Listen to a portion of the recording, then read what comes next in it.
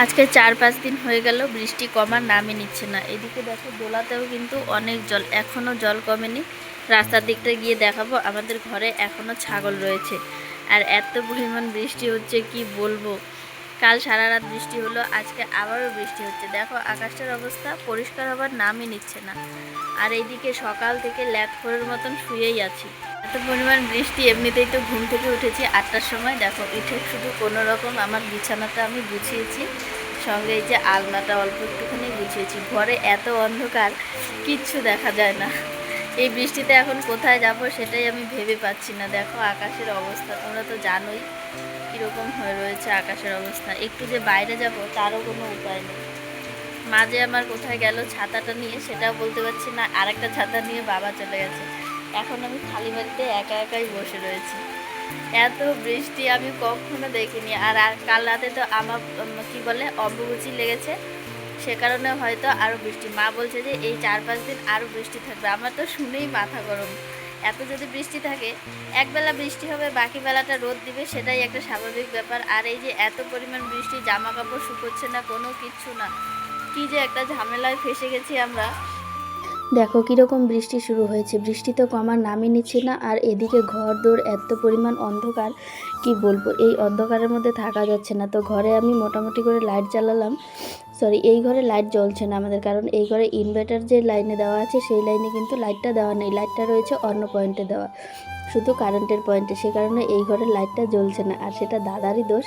তো আজকে রাতে এসে নাকি ঠিক করবে, আমি ফোন করে বললাম, তো বলছে আজকে রাত্রে গিয়ে ঠিক করব। তো পাশের রুমে যে লাইট জ্বলছে সেটা হচ্ছে ইনভার্টারের লাইট, সে কারণে কিন্তু জ্বলছে। আর কারেন্ট কিন্তু নেই, কদিন থেকে কারেন্ট এরকমই করছে। সেই সন্ধ্যাবেলা যাচ্ছে আর পরদিন বিকেলবেলা আসছে, ওই 3-4 ঘন্টার মতো থাকছে, তারপর আবারও কারেন্ট চলে যাচ্ছে, এরকমই করছে। তো এই কারণে কিন্তু অনেকের অনেক সমস্যা হচ্ছে।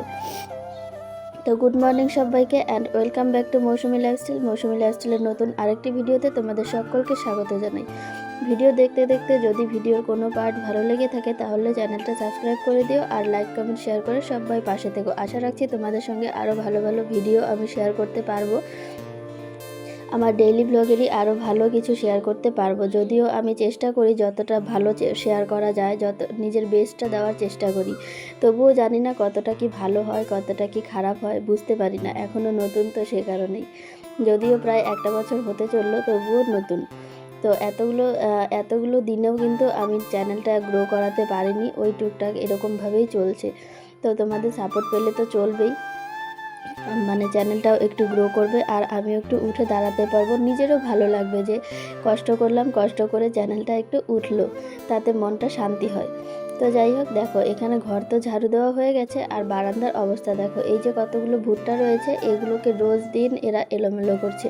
তো কালকে ভুট্টা দেখার পাইকার আসার কথা আছে, দেখা যাক কি হয়। এই ভুট্টাগুলো বাড়ি থেকে বিদায় হলেই এখন শান্তি পাওয়া যায়। এত পরিমাণ বিরক্ত লাগছে না, আর বলার মতন নয়। যখনই এদিকে ঝাড়ু দিতে আসবো তখনই এই ভুট্টার দানা, ভুট্টার মোথা সব কিছু আমাকে গোছাতে হয়।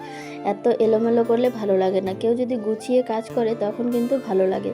আর সবাই জানো এই কোণাটাতে ভুট্টা ছিল, তো সেই কারণে কিন্তু দেখো এই কোণায় যে ফাঁকা একটু জায়গা ছিল, আর যেহেতু রাব ঢালাই করা রয়েছে, সে কারণে কিন্তু এখানে ভুট্টার গাছ হয়ে গেছে ছোট্ট করে।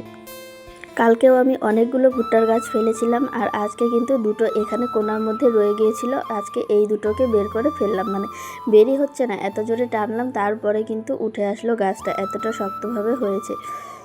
তো সব কিছু ইসে করে তারপর আমি এই জায়গাটা ঝাড়ু দিচ্ছি। আর ভুট্টার মোথা, মুলি এগুলো তোলা হয়ে গেছে। আর রিং বলের মধ্যে দেখো কয়েকটা শুধু ভুট্টা রয়েছে, এইগুলো দানাগুলো ছাড়ালেই দানাগুলো শেষ হয়ে যাবে। তো ভুট্টা হয়তো বিক্রি করে দেওয়া হবে, কারণ ঘরে জায়গা নেই রাখার। আর আমাদের যেহেতু অল্প একটু ভুট্টা হয়েছে, সে কারণে কিন্তু বেশি করে রাখার কোনো ইসেই নেই। আর ভুট্টা আমাদের অত একটা ভালোও হয়নি। তো বৃষ্টির মধ্যে কোথায় আর যাব। এখন বৃষ্টিটা যদিও একটু থেমেছে, থামার পর আমি ঘর দোর সব কিছু ঝাড়ু দিচ্ছি, ঝাড়ু দিয়ে পরিষ্কার করছি। আর এই বৃষ্টিতে কোথাও যাওয়ার মতন জায়গা নেই, শুধু এই এক ঘরেই বসে থাকো। ঘর থেকে বাইরে বের হবারও কোনো উপায় নেই, এত পরিমাণ একটা বাজে অবস্থা হয়ে রয়েছে। আর আমাদের উঠোনে হাঁটাহাঁটি করা মানে তো পিছলে পড়া ছাড়া আর কোনো কিছুই নয়। উঠোনটা এত পরিমাণ পিচ্ছিল হয়েছে। তো এই আমি ঘরটা ঝাড়ু দিলাম, ঘর ঝাড়ু দিয়ে চলে এসেছি রান্নাঘরে মাকে একটু হেল্প করার জন্য সবজি কাটতে। তো এই যে আজকে হচ্ছে সবজি কাটতে বলতে কি, এই যে সবজিটা এখন কাটছি। হ্যাঁ, সবজি কাটছি, মা রান্না বসিয়েছে, মা কিন্তু ভাত বসিয়েছে। দেখো আমার পেছনে কিন্তু ধোয়া ধোয়া একটা ব্যাপার রয়েছে। আর টিনের বেড়াগুলো তোমরা একটু ইগনোর করে যাবে, কারণ মধ্যবিত্ত ফ্যামিলি, তার উপরে টিনের বেড়া, এটা তো ঝুলবেই, স্বাভাবিক ব্যাপার। আমি যত সরিয়ে রাখি তত এরা এরকম করে রাখে। এরা বলতে শুধু মা এরকম করে রাখে, যেটা আমার ভালোই লাগে না। এখন আর বলি না, জানো তো, একবার দুবার বললে শুনতে হয়, কিন্তু একবার দুবার অনেকবার আমি বলি, সরিয়ে রাখি, গুছিয়ে রাখি, কিন্তু কে শোনে কার কথা? না শুনলে তো আর কিছু করার নেই। তো এগুলো এভাবেই থাকে। এখন আমি অত একটা ঠিকঠাক গোছাই না, আর রান্নাঘর যেহেতু আমার ডিপার্টমেন্ট নয়, সেই কারণে কিন্তু আমি ঠিকঠাক করে রাখি না। এই যখন মা বাড়িতে না থাকে, আমার উপরে সবটা থাকে, তখন আমি নিজের মতো করে গুছিয়ে নিই। আর এই জিনিসগুলো মা হয়তো মায়ের নিজের সুবিধার্থেই রাখে, কারণ মায়ের অসুবিধা হয়ে যায়। তো যাই হোক, মায়ের সাথে গল্প করতে করতে আমি সবজিটা কেটে নিচ্ছি। আর আজকে হবে হচ্ছে ডাঁটা আলু দিয়ে একটা সামুদ্রিক ছোট্ট মাছের ঝোল। সে কারণে এই যে ডাঁটাগুলো রয়েছিল কালকের, এইগুলোই অল্প একটু কাটা হচ্ছে। আর রয়েছে সঙ্গে বৈরালি মাছ। তো এই বৈরালি মাছের হবে ভাজা, আর হবে হচ্ছে একটা ছোট্ট সামুদ্রিক মাছ রয়েছে, সেটার নাম জানি না, তো ওই মাছটা দিয়ে হবে ঝোল। তো এই জন্য সবজি কাটা হচ্ছে, মা আর আমি বসে বসে গল্প করছি, আর মা ওদিকে মশলা করছে, ভাত রান্না করছে, আর আমি এখানে সবজি কাটছি শুধু বসে। আর এই চাকুটাই কিন্তু সেদিন আমি বাজার থেকে কিনে এনেছিলাম।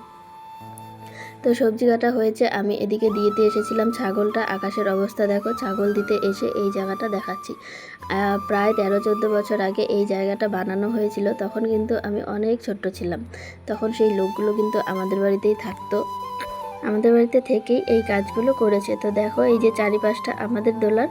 চলো চলে যাই পরদিন সকালে, কারণ সেদিন আর আমি কোনো ভিডিও করিনি। আর আকাশটা এত খারাপ ছিল, তার একটু পরেই বৃষ্টি নেমে গেছিলো। তো পরদিন সকাল, এই যে আজকে সকালে হচ্ছে ভালোই রোদ উঠেছে, মোটামুটি করে, মানে মোটামুটি না, ভালোই রোদ উঠেছে। আজকে এত গরম দেবে না সেটা বোঝাই যাচ্ছে, এত পরিমাণ একটা গরম লাগবে। তো আজকের গরমে যে পাবলিক কিভাবে থাকবে সেটাই আমি বুঝতে পারছি না। আমি তো এখনই গরমে ক্লান্ত হয়ে যাচ্ছি, আর এদিকে কারেন্ট নেই। আর আজকে সারাটা দিন কারেন্ট থাকবে না, আমি আগেই বলে রাখছি, কারণ সারা দিন কারেন্ট আসবে না। সারা দিন অপেক্ষা করেছি, কারেন্ট আসেনি। তারপর বিকেলবেলা দাদাকে ফোন করে বলেছিলাম আমি কমপ্লেন করার জন্য, না হলে কারেন্ট আসবে না। তো যাই হোক, দেখো কথা বলতে বলতে এই যে মশারিটাও আমি গুছিয়ে নিয়েছি। আর এখন কিন্তু আমি মশারি নিজের মতো করে খুলে গুছিয়েই রাখি, তাহলে ভালো লাগে দেখতে, ওয়ালটা একদম ফ্রেশ থাকে। সে কারণে কিন্তু আমি খুলে গুছিয়ে রাখি, এটাই আমার সুবিধা। তো এই যে বিছানাপত্র, আর কি বলবো, সকালবেলা তো এটু করতেই হয়।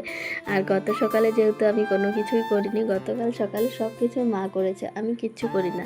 আর আজকাল কদিন থেকে উঠতে এতটা লেট হয়ে যায়, কি বলবো, ঘুম ভাঙতেই চায় না সকালবেলা, এত পরিমাণ অলসতা লাগে। আমি জানি না কেন এরকম হচ্ছে। তো কাল থেকে চেষ্টা করব সকালে ওঠার জন্য। তো আজকেও আমার অনেকটা বেলা হয়ে গেছে উঠতে ঘুম থেকে। আর মা এত সকালে ওঠে, মা আজকাল ডাকেও না, ডাকলে নাকি আমি বলে আবার ঘুমিয়ে যাই, সে কারণে। তো মায়েরও রাগ উঠে যায়, ঘুম থেকে উঠতে আমার লেট হয়ে যায়। তো এদিকে কে যেন একটা ফোন করেছিল, সেই ফোনে আমি কথা বলছিলাম আর কাজটা শেষ করছিলাম। তো ফোনটা ছিল ইম্পর্ট্যান্ট একটা ফোন, একটা ডকুমেন্টস জমা দিতে হবে, সেই জন্য ফোন করেছিল। তো এদিকে দেখো আকাশটা আজকে ভালোই রোদ উঠেছে, আবার সঙ্গে একটু মেঘলা মেঘলাও রয়েছে। জানি না কি হবে, বৃষ্টিও হতে পারে, আবার নাও হতে পারে। আর এই যে দেখো, এই আয়নাটা কালকে আমি মা বাজারে গিয়েছিল, মাকে দিয়ে আনিয়েছিলাম। কারণ কি, এই রুমে কোনো আয়না নেই, দৌড়ে যেতে হয় ওই ঘরে একটা মাথা আঁচড়ানোর জন্য, চুল চিরুনি করার জন্য, একটু টিপ করার জন্য ওই ঘরে যেতে হয়। তো নিজের জন্য এই আয়নাটা আনিয়েছি। আর এই যে এখানে কয়েকটা জিনিস রেখেছি, আশা করছি কয়েকদিন পর এখানে আরেকটা র্যাক মতো আনবো, এনে নিজের জিনিসগুলো গুছিয়ে রাখবো। তো আশা রাখছি, জানি না এখনও কি হবে, আনতে পারবো কি পারবো না। তো এই যে এই জায়গাটা, মেশিনের ওপরটা তো গুছিয়ে নিলাম, কিন্তু মেশিনের ওপরটা নোংরা হয়েছে। তো ধুলোবালি যা যা পড়ে সব কিছু পড়েছে, এইগুলো সুন্দর করে তুলে দেব। আর হাতে যেটা রয়েছে সেটা হচ্ছে কুমড়োর বিচির বড়া, মানে বড়া না, সরি, কুমড়োর বিচির বাটি। এই বাটিতে কুমড়োর বিচিটা রয়েছে। তো এই বাটির বিচিটা এখন রান্না করে নিয়ে যাব, তারপর দেখি এটার মা কী ব্যবস্থা করে। তো কাল রাতেই এটা ছাড়ানো হয়েছিল বড়া খাওয়ার জন্য। আর এইদিকে দেখো, আমি রান্নাঘরে চলে এসেছি একটু রান্না করতে, অনেকটা বেলা হয়েছে এখন। মা কিন্তু গেছে হচ্ছে কি বলে, ব্যাংকে গেছে, মায়েদের একটা গ্রুপ রয়েছে, সেই গ্রুপের কোনো কি দরকার রয়েছে, সেই কারণে ব্যাংকে গেছে। আর আমি এখানে আলু পটল আর সয়াবিন দিয়ে তরকারি বানাবো, সেই কারণে কিন্তু আলু পটল আর সয়াবিন সবগুলোই আমি আগে থেকে ভেজে রেখেছিলাম। তো সেই ভেজে রাখা সব কিছুই আমি ফোড়নে দিয়েছি, মানে পেঁয়াজ ফোড়ন দিয়েছি। জিরে তেজপাতা দিলে বাবা খেতে চায় না, এত একটা জিরাটা নাকি ভালো লাগে না, মাছির মতন থাকে, সেই কারণে জিরে দিলে রাগ হয়ে যায়। তো এইগুলোই দিয়েছি, দিয়ে এখন সুন্দর করে হালকা করে নেড়ে তারপর আমি মশলা দিয়ে কষিয়ে ঝোল দেবো। যেহেতু সবজিটা আগে থেকে ভাজা রয়েছে সে কারণে আমার বেশি একটা সময় লাগবে না। তো দেখো তোমরা কি হয়, সব কিছু করে তারপর দেখো ঝোল দিয়েছি। আর যেহেতু আমি কোনো স্ট্যান্ড ইউজ করছি না সে কারণে কিন্তু একা একা অসুবিধা হয়ে যাচ্ছে। তো রান্নাটা শেষ করে আমি বাবাকে খেতে দিয়েছিলাম, বাবা খাওয়া হয়েছে। তারপর আমি এসেছি উঠোনটা ঝাড় দিতে। উঠোনটা ঝাড়ু দিয়ে এখন যাব স্নান করতে, অনেকটা পরিমাণ বেলা হয়ে গেছে এখন। মা এখনও আসেনি ব্যাংক থেকে, মা আসলে তারপর একসঙ্গেই খাবো বলে অপেক্ষা করছি, কারণ একা একা ভাত খেতে আমার একদম ভালো লাগে না। আর একা একা খেতে গেলে আমার ঠিকঠাক পেটও ভরে না, শান্তিই লাগে না, কেন জানি না গল্প করতে করতে ভাত না খেলে ভালো লাগে না। এটা এমন একটা অভ্যেস হয়ে গেছে। আগে তবুও একটু অভ্যাস ছিল, যখন স্কুলে যেতাম, স্কুল থেকে সেই বিকেল 4টে সাড়ে 4টের সময় আসতাম, সেই 5টার সময় একটু ভাত খেতাম, তখন একটু অভ্যেস ছিল। আর এখন যেহেতু সবসময় বাড়িতেই থাকি সে কারণে কিন্তু অভ্যাসটা চলে গেছে। আর এইদিকে দেখো উঠোনে কিন্তু নাড়া রয়েছে ভুট্টা, এই জায়গাটায় ভুট্টাটা নাড়া হয়েছে তার কারণ এই ভুট্টাটা কাঁচা রয়েছে। আর এইটুকু শুকোলেই কিন্তু সবটা ভুট্টা বস্তা ভর্তি হয়ে যাবে, কারণ ভুট্টা আমাদের বিক্রি হয়ে গেছে। আর আমি তো একদম বিন্দাস হয়ে গেছি, কারণ ভুট্টা চলে যাবে বাড়ি থেকে, আর থাকবে না।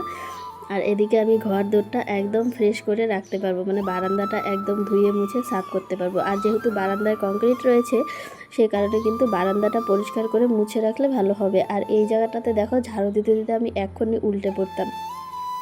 আর এত পরিমাণ বৃষ্টি হচ্ছে কি বলবো, বৃষ্টির জন্য দেখো এইদিকে চালের নিচে কিন্তু বস্তা দিয়েছিল মা বাবা দুজনেই, বস্তা কিন্তু কোনোটাই নেই। এত বৃষ্টিতে সব বস্তা কেটে নিয়ে গেছে। আর এগুলো যেহেতু নর্মাল সিমেন্টের বস্তা সে কারণেই কিন্তু এরকম। আর সামনে কিন্তু জল রয়েছে, আর জল থাকার কারণে আমি খুব একটা দূরে যাচ্ছি না ঝাড়ু দেওয়ার জন্য, এখানেই সব জমিয়ে রাখছি, রোদ উঠলে পরিষ্কার করব। তো আজকের ভিডিওটা তোমাদের সবার কাছে কেমন লেগেছে অবশ্যই কমেন্টে জানিও, ভালো লাগলে লাইক কমেন্ট শেয়ার করে দিও। আজকের মতো টাটা।